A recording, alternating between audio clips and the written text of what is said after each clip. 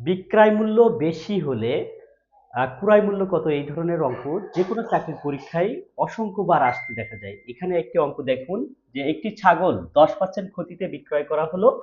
বিক্রয় মূল্য 450 টাকা বেশি হলে 5% লাভ হতো। ছাগলটির ক্রয় মূল্য কত জানতে চাইছে, ক্রয় মূল্য কত। এই অঙ্কটিতে প্রাইমারিতে 2009, 12 এবং 19 সালে এসেছে। অসংখ্য পরীক্ষায় এরকম অঙ্ক আসে। তো আসুন একটি মাত্র সূত্র দিয়ে মাত্র 5 সেকেন্ডে এই অঙ্কটি কিভাবে করা যায় দেখুন। তো এটার জন্য আমরা যে সূত্রটি ব্যবহার করব, যে বিক্রয় মূল্য গুণ 100 নিচে প্রথম শতকরা যোগ দ্বিতীয় শতকরা, এই সূত্রটা ব্যবহার করব। তো বলেছে যে বিক্রয় মূল্য 450 টাকা, তাহলে এখানে লিখব 450 গুণ 100। এখন বলা হয়েছে যে ছাগলটির 10% ক্ষতিতে, তাহলে এখানে লিখব 10% যোগ দ্বিতীয় শতকরা কত 5% লাভ, তাহলে এখানে লিখব 5। এটা এখন কাটাকাটি করলে আমাদের উত্তর হয়ে যাবে।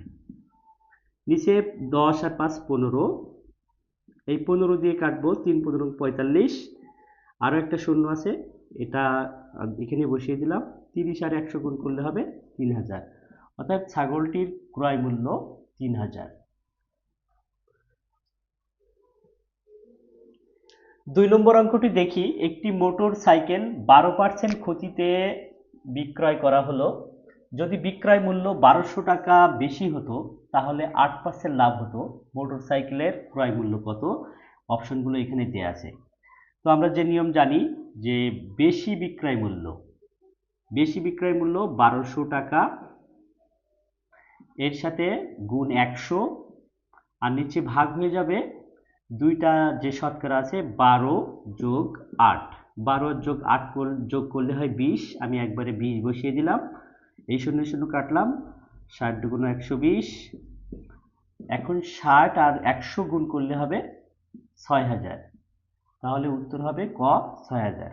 আপনাদের জন্য 3 নম্বর অঙ্কটি থাকলো, আপনারা কমেন্টসে একটু উত্তর দেবেন। নির্দিষ্ট দামে একটি দ্রব্য বিক্রয় করায় 20% ক্ষতি হলো। এটি 60 টাকা বেশি মূল্যে বিক্রয় করতে পারলে 10% লাভ হতো। দ্রব্যটির ক্রয় মূল্য কত? অপশনগুলো এই। চ্যানেলটি ভালো লাগলে অবশ্যই লাইক, কমেন্ট, ফলো করবেন।